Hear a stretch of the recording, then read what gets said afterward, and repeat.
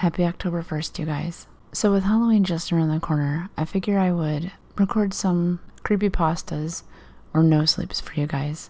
This one was requested specifically, so let's give it a shot. Maybe you've heard it.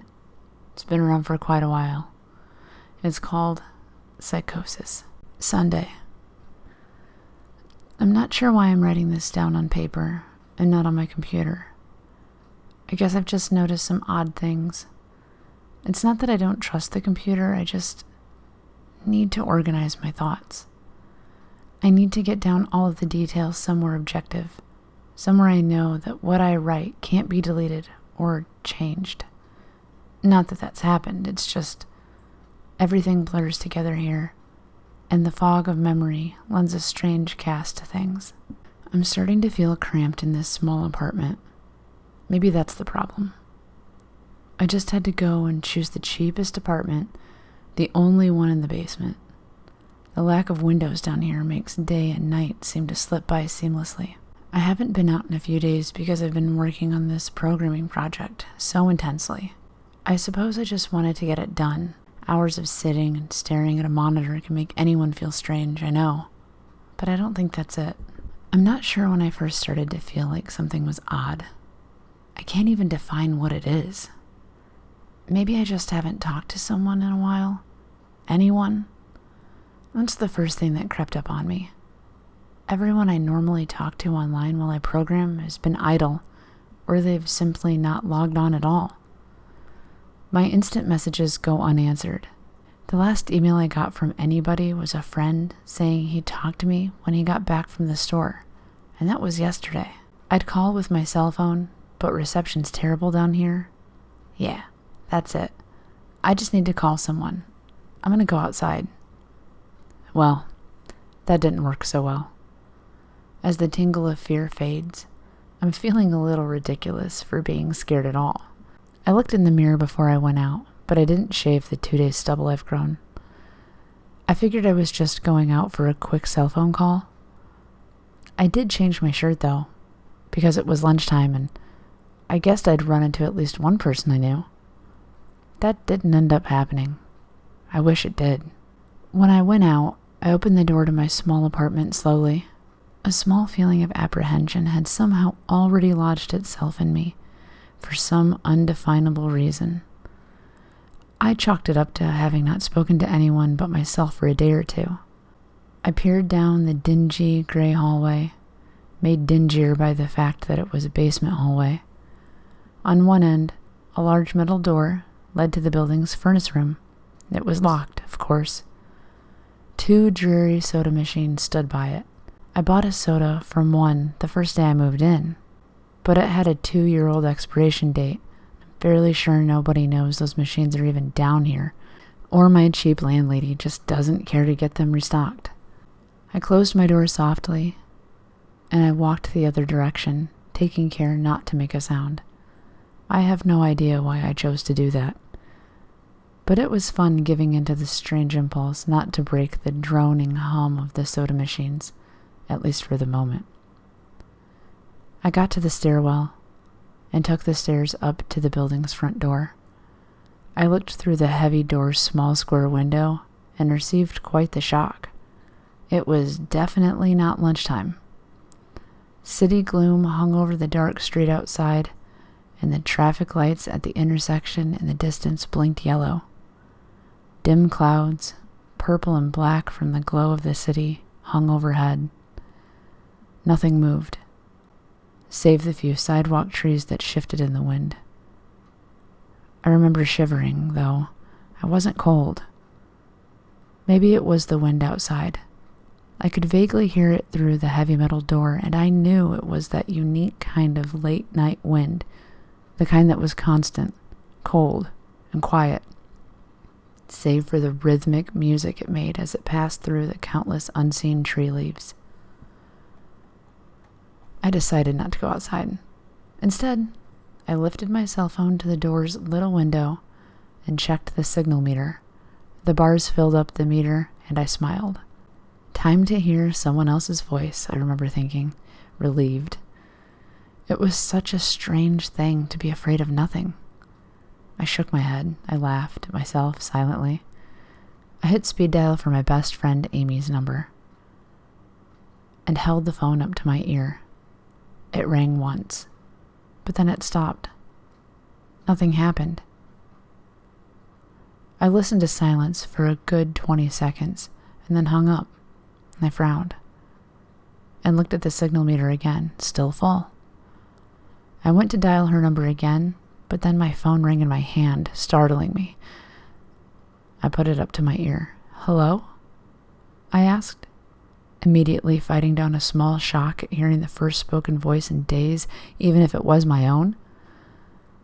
I had gotten used to the droning hum of the building's inner workings, my computer, and the soda machines in the hallway. There was no response to my greeting at first, but then, finally, a voice came. "Hey," said a clear male voice, obviously a college age, like me. "Who's this?" "John," I replied, confused. "Oh, sorry, wrong number," he replied, then hung up. I lowered the phone slowly and leaned against the thick brick wall of the stairwell. That was strange. I looked at my received call list, but the number was unfamiliar. Before I could think on it further, the phone rang loudly, shocking me yet again. This time, I looked at the caller before I answered. It was another unfamiliar number. This time, I held the phone up to my ear, but said nothing. I heard nothing but the general background noise of a phone. Then a familiar voice broke my tension. "John?" was the single word in Amy's voice. I breathed a sigh of relief. "Hey, it's you," I replied. "Who else would it be?" she responded. "Oh, the number. I'm at a party on 7th Street, and my phone died just as you called me. This is someone else's phone, obviously." "Oh, okay," I said. "Where are you?" she said. My eyes glanced over the drab white-washed cylinder block walls and the heavy metal door with its small window. "At my building," I sighed. "Just feeling cooped up. I didn't realize it was so late." "You should come here," she said, laughing. "No, I don't feel like looking for some strange place by myself in the middle of the night," I said, looking out the window at the silent street that secretly scared me just a tiny bit. "I think I'm just gonna keep working or go to bed." "Nonsense," she replied. "I can come get you. Your building is close to 7th Street, right?" "How drunk are you?" I asked lightheartedly. "You know where I live." "Oh, of course," she said abruptly. I guess I can't get there by walking, huh?" "You could if you wanted to waste half an hour," I told her. "Right," she said. "Okay, I have to go. Good luck with your work." I lowered the phone once more, looking at the numbers flash as the call ended. Then the droning silence suddenly reasserted itself in my ears. The two strange calls and eerie street outside just drove home my aloneness in this empty stairwell. Perhaps from having seen too many scary movies, I had this sudden inexplicable idea that something could look into the door's window and see me. Some sort of horrible entity that hovered at the edges of aloneness, just waiting to creep up on unsuspecting people that strayed too far from the other human beings. I knew the fear was irrational, but nobody else was around, so I jumped down the stairs, ran down the hallway into my room, and closed the door as swiftly as I could while still staying silent. Like I said, I feel a little ridiculous for being scared of nothing, and the fear has already faded. Writing this down helps a lot. It makes me realize that nothing is wrong. It filters out the half-formed thoughts and fears and leaves only cold, hard facts. It's late. I got a call from a wrong number, and Amy's phone died, so she called me back from another number. Nothing strange is happening. Still, there was something a little off about that conversation. I know it could have just been the alcohol she'd had, or was it even her that seemed off to me? Or was it... Yes, that was it. I didn't realize it until this moment, writing these things down. I knew writing things down would help. She said she was at a party, but I only heard silence in the background. Of course, that doesn't mean anything in particular. As she could have just gone outside to make the call. No, that couldn't be it either. I didn't hear the wind. I need to see if the wind is still blowing. Monday. I forgot to finish writing last night. I'm not sure what I expected to see when I ran up the stairwell and looked out the heavy metal door's window. I'm feeling ridiculous. Last night's fear seemed hazy and unreasonable to me now. I can't wait to go into the sunlight. I'm going to check my email, shave, shower, and finally get out of here. Wait. I think I heard something. It was thunder. That whole sunlight and fresh air thing didn't happen. I went out into the stairwell and up the stairs, only to find disappointment. The heavy metal door's little window showed only flowing water, as torrential rain slammed against it. Only a very dim, gloomy light filtered in through the rain, but at least I knew it was daytime, even if it was a gray, sickly, wet day. I tried looking out the window and waiting for lightning to illuminate the gloom, but the rain was too heavy and I couldn't make out anything more than a vague, weird shape moving at odd angles in the waves washing down the window. Disappointed, I turned around, but I didn't want to go back to my room. Instead, I wandered further up the stairs past the first floor and the second. The stairs ended at the third floor, the highest floor in the building. I looked through the glass that ran up the outer wall of the stairwell, but it was that warped, thick kind that scatters the light. Not that there was much to see through the rain to begin with. I opened the stairwell and wandered down the hallway. The 10 or so thick wooden doors, painted blue a long time ago, were all closed. I listened as I walked, but it was the middle of the day, so I wasn't surprised that I heard nothing but the rain outside. As I stood there in the dim hallway, listening to the rain, I had the strange fleeting impression that the doors were standing like silent granite monoliths erected by some ancient forgotten civilization for some unfathomable guardian purpose. Lightning flashed, and I could have sworn that for just a moment the old, grainy blue wood looked just like rough stone. I laughed at myself for letting my imagination get the best of me. But then it occurred to me that the dim gloom and lightning must mean there was a window somewhere in the hallway. A vague memory surfaced, and I suddenly recalled that the third floor had an alcove and an inset window halfway down the floor's hallway. Excited to look out into the rain and possibly see another human being, I quickly walked to the alcove, finding the large, thin glass windows. Rain washed down it as with the front door's window, but I could open this one. I reached a hand out to slide it open, but hesitated. I had the strangest feeling that if I opened the window, I would see something absolutely horrifying on the other side. Everything's been so odd lately, so I came up with a plan, and I came back here to get what I needed. I don't seriously think anything will come of it, but I'm bored, it's raining, and I'm going stir crazy. I came back to get my webcam. The cord isn't long enough to reach the third floor by any means, so instead, I'm going to hide it between the 2 soda machines in the dark end of my basement hallway, run the wire along the wall and under my door, and put black duct tape over the wire so it blends in with the black plastic strip that runs along the base of the hallway's walls. I know this is silly, but I don't have anything better to do. Well, nothing happened. I propped open the hallway to stairwell door, steeled myself, then flung the heavy door wide open and ran like hell down the stairs to my room and slammed the door. I watched the webcam on my computer intently, seeing the hallway outside my door and most of the stairwell. I'm watching it right now, and I don't see anything interesting. I just wish the camera's position was different, so I could see the front door. Hey, someone's online. I got out an older, less functional webcam that I had had in my closet to video chat with my friend online. I couldn't really explain to him why I wanted to video chat, but it felt good to see another person's face. He couldn't talk very long, and we didn't talk about anything meaningful, but I feel much better. My strange fear has almost passed. I would feel completely better, but there was something odd about our conversation. I know I've said that everything has seemed odd, but still, he was very vague in his responses. I can't recall one specific thing that he'd said.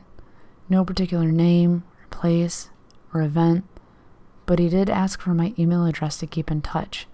Wait, I just got an email. I'm about to go out. I just got an email from Amy that asked me to meet her for dinner at the place we usually go to. I do love pizza, and I've just been eating random food from my poorly stocked fridge for days, so I can't wait. Again, I feel ridiculous about the odd couple of days I've been having. I should destroy this journal when I get back. Oh, another email. Oh my God. I almost left the email and opened the door. I almost opened the door, but I read the email first. It was from a friend I haven't heard from in a long time, and it was sent to a huge number of emails that must have been every person he had saved in his address list. It had no subject, and it said simply, "Seen with your own eyes, don't trust them, they." What the hell is that supposed to mean? The words shock me, and I keep going over and over them. Is it a desperate email sent just as something happened? The words are obviously cut off without finishing. On any other day, I would have dismissed this as spam from a computer virus or something, but the words, "seen with your own eyes." I can't help but read over this journal and think back on the last few days and realize that I have not seen another person with my own eyes or talked to another person face to face. The webcam conversation with my friend was so strange and vague, so eerie. Now that I think about it, was it eerie? Or is the fear clouding my memory? My mind toys with the progression of events I've written here, pointing out that I have not been presented with one single fact that I did not specifically give out unsuspectingly. The random wrong number that got my name, and the subsequent strange return call from Amy, the friend that asked for my email address. I messaged him first when I saw him online, and then I got my first email a few minutes after that conversation. Oh my God, that phone call with Amy? I said over the phone, I said that I was within a half-hour's walk of 7th Street. They know I'm near there. What if they're trying to find me? Where is everyone else? Why haven't I seen or heard anyone else in days? No. This is crazy. This is absolutely crazy. I need to calm down. This madness needs to end. I don't know what to think.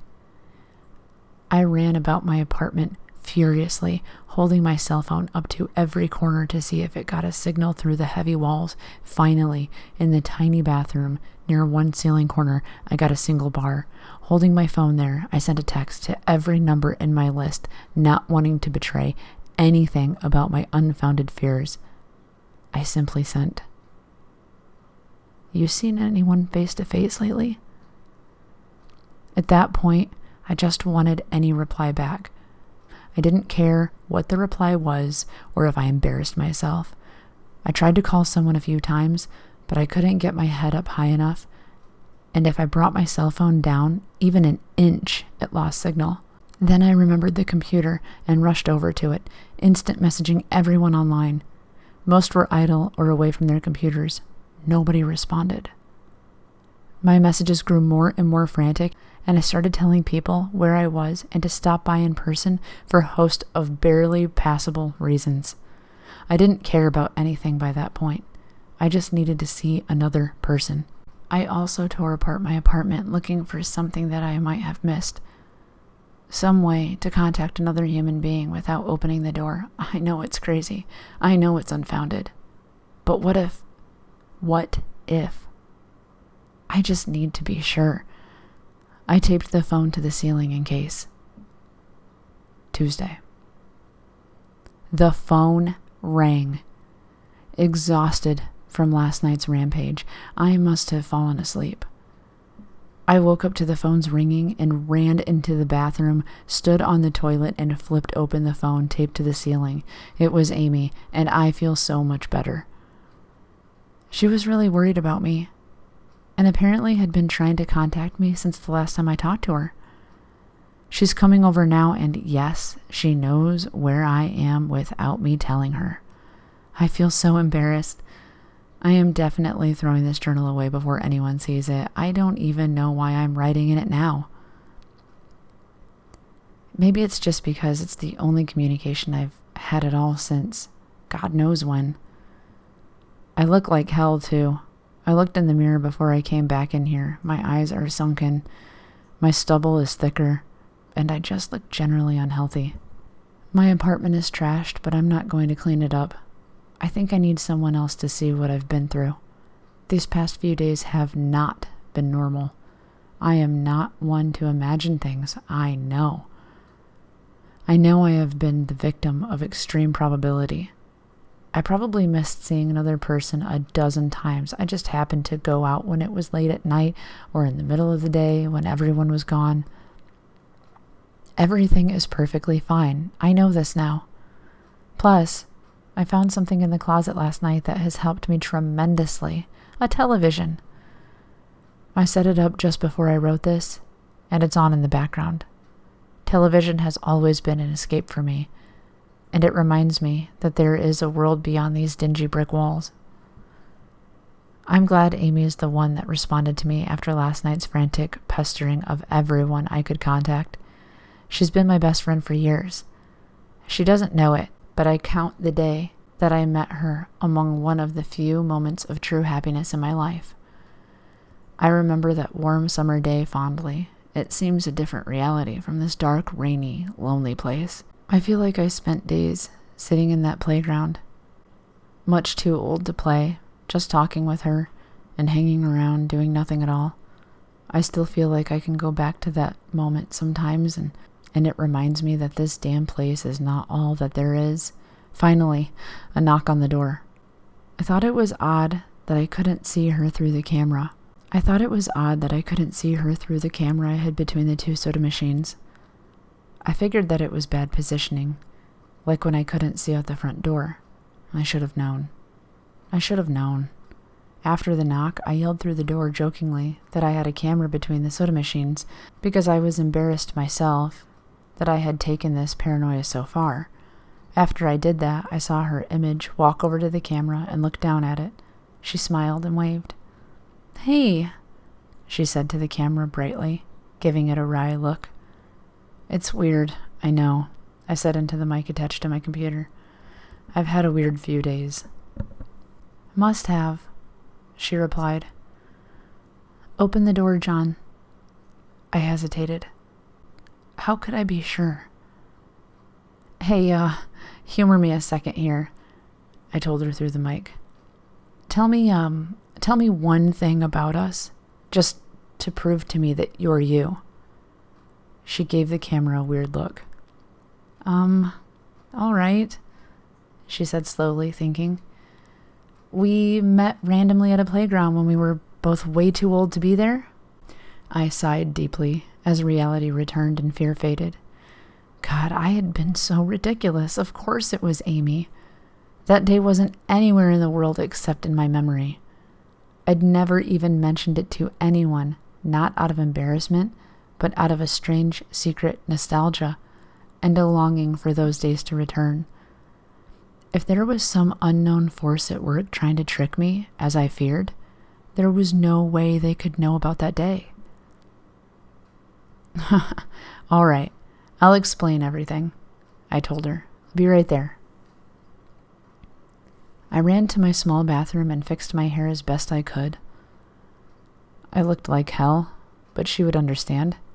Snickering at my own unbelievable behavior and the mess I had made out of the place, I walked to the door. I put my hand on the doorknob and gave the mess one last look. So ridiculous, I thought. My eyes traced over the half-eaten food lying on the ground, the overflowing trash bin, In the bed, I'd tipped to the side, looking for God knows what. I almost turned to the door and opened it, but my eyes fell on one last thing. The old webcam. The one I used for that eerily vacant chat with my friend. Its silent black sphere lay haphazardly tossed to the side. Its lens pointed at the table where this journal lay. An overwhelming terror took me as I realized that if something could see through that camera, it would have seen what I just wrote about that day. I asked her for any one thing about us, and she chose the only thing in the world that I thought they or it didn't know, but it did. It did know. It could have been watching me the whole time. I didn't open the door. I screamed in uncontrollable terror. I stomped on the old webcam on the floor. The floor shook, and the doorknob tried to turn. But I didn't hear Amy's voice through the door. Was the basement door made to keep out drafts? Too thick? Or was Amy not outside? What could have been trying to get in if not her? What the hell is out there? I saw her on my computer through the camera outside. I heard her on the speakers through the camera outside. But was it real? How can I know? She's gone now, I screamed and shouted for help. I piled up everything in my apartment against the front door. Friday. At least I think it's Friday. I broke everything electronic. I smashed my computer to pieces. Every single thing on there could have been accessed by network access, or worse, altered. I'm a programmer, I know. Every little piece of information I gave out since this started, my name, my email, my location, none of it came back from outside until I gave it out. I've been going over and over what I wrote. I've been pacing back and forth, alternating between stark terror and overpowering disbelief. Sometimes I'm absolutely certain some phantom entity is dead set on the simple goal of getting me to go outside. Back to the beginning with the phone call from Amy, she was effectively asking me to open the door and go outside. I keep running through it in my head. One point of view says I've acted like a madman, and all of this is an extreme convergence of probability. Never going outside at the right times by pure luck, never seeing another person by pure chance, getting a random nonsense email from some computer virus at just the right time. The other point of view says that extreme convergence of probability is the reason that whatever's out there hasn't gotten me already. I keep thinking, I never opened the window on the 3rd floor. I never opened the front door until that incredibly stupid stunt with the hidden camera, after which I ran straight to my room and slammed the door. I haven't opened my own solid door since I flung open the front door of the building. Whatever's out there, if anything's out there, never made an appearance in the building before I opened the front door. Maybe the reason it wasn't in the building already was that it was elsewhere getting everyone else, and then it waited until I betrayed my existence by trying to call Amy. A call which didn't work until it called me and asked me my name. Terror literally overwhelms me every time I try to fit the pieces of this nightmare together. That email, short, cut off. Was it from someone trying to get the word out? Some friendly voice desperately trying to warn me before it came? Seen with my own eyes, don't trust them. Exactly what I've been so suspicious of. It could have masterful control of all things electronic, practicing its insidious deception to trick me into coming outside. Why can't it get in? It knocked on the door. It must have some solid presence. The door. The image of those doors in the upper hallway as guardian monoliths flashed back in my mind every time I traced this path of thoughts. If there is some phantom entity trying to get me to go outside, maybe it can't get through the doors. I keep thinking back over all of the books I've read or movies I've seen. trying to generate some explanation for this. I know that I couldn't bash through any of the doors in this building, let alone the heavy basement ones. Aside from that, the real question is, why does it even want me? If it just wanted to kill me, it could do it any number of ways, including just waiting until I starve to death. What if it doesn't want to kill me? What if it has some far more horrific fate in store for me? God, what can I do to escape this nightmare? A knock on the door. I told the people on the other side of the door I need a minute to think, and I'll come out. I'm really just writing this down so I can figure out what to do. At least this time I heard their voices, my paranoia, and yes, I recognize I'm being paranoid, has me thinking of all sorts of ways that their voices could be faked electronically. There could be nothing but speakers outside, simulating human voices. Did it really take them 3 days to come talk to me? Amy is supposedly out there, along with 2 policemen and a psychiatrist. Maybe it took them 3 days to think of what to say to me. The psychiatrist's claim could be pretty convincing. If I decided to think that this has all been a crazy misunderstanding and not some entity trying to trick me into opening the door. The psychiatrist has an older voice. Authoritarian, but still caring. I liked it.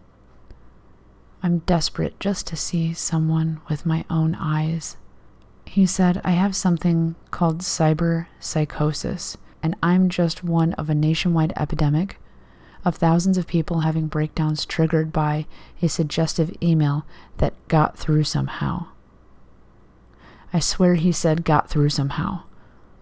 I think he means spread throughout the country inexplicably, but I am incredibly suspicious that the entity slipped up and revealed something. He said I am part of a wave of emergent behavior, that a lot of other people are having the same problem with the same fears, even though we've never communicated. That neatly explained the strange email about eyes that I got. I didn't get the original triggering email. I got a descendant of it. My friend could have broken down too and tried to warn everyone he knew against his paranoid fears. That's how the problem spreads, the psychiatrist claims. I could have spread it too with my text and instant messages online to everybody I know. One of those people might be melting down right now after being triggered by something I sent them, something they might interpret any way that they want, something like a text saying, "Seen anyone face to face lately?"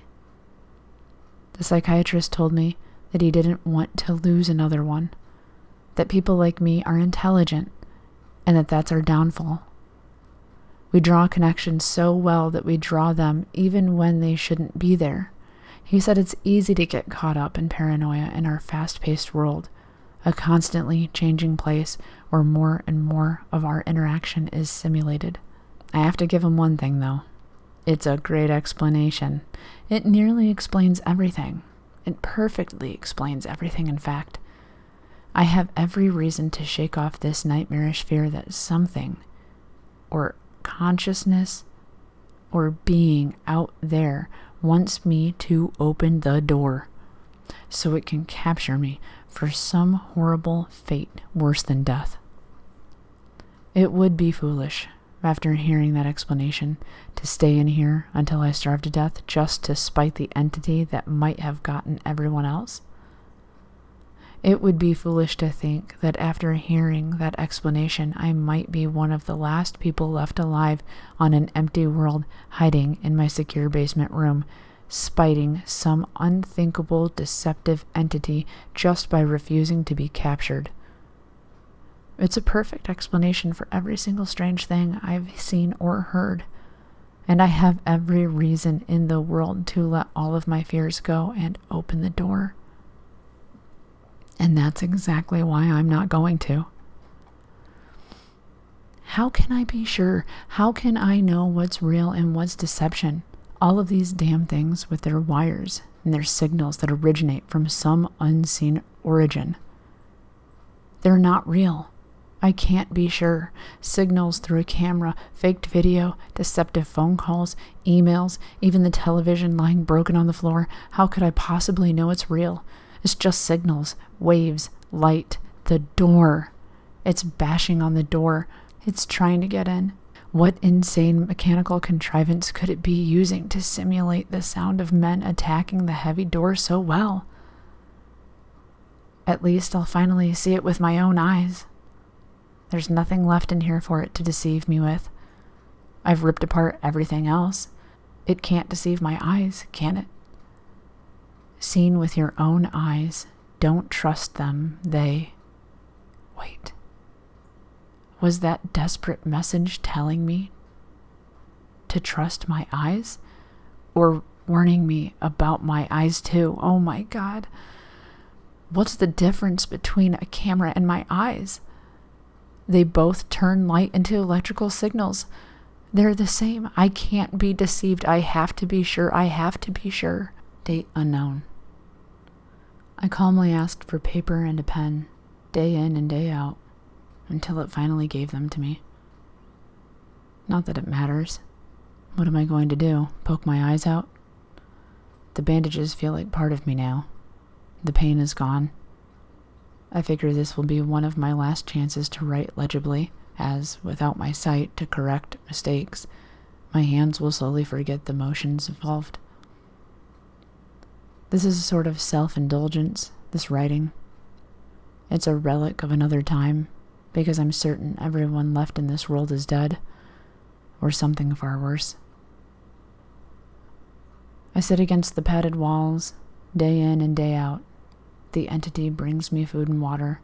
It masks itself as a kind nurse, as an unsympathetic doctor. I think it knows that my hearing has sharpened considerably now that I live in darkness.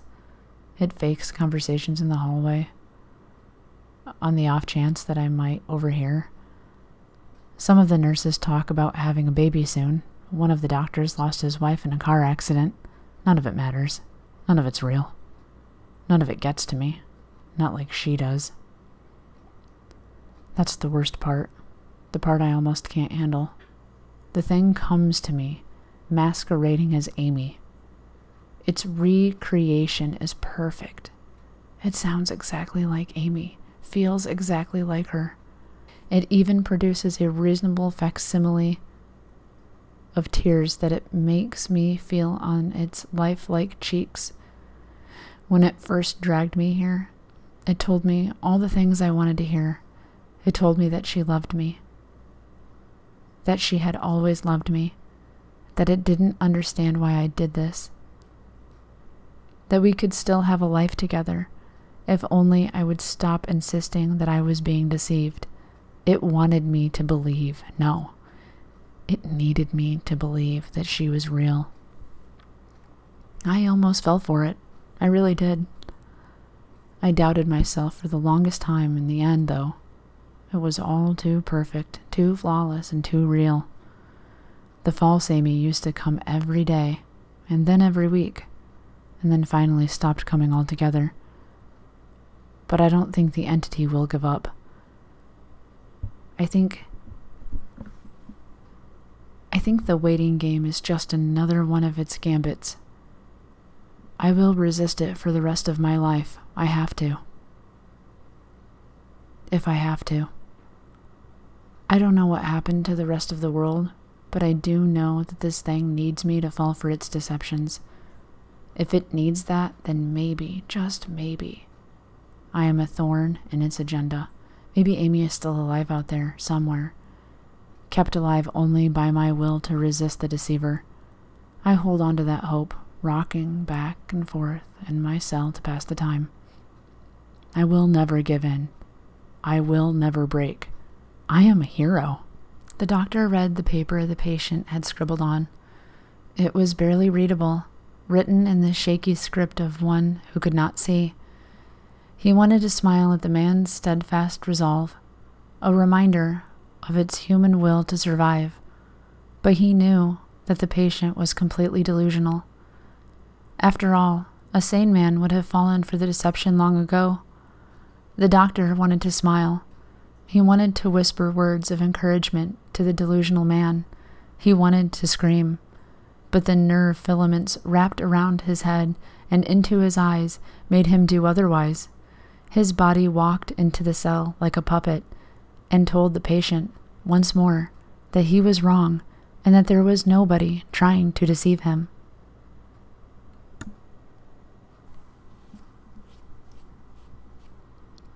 All right, you guys, so that was Psychosis. Sorry, that was really long.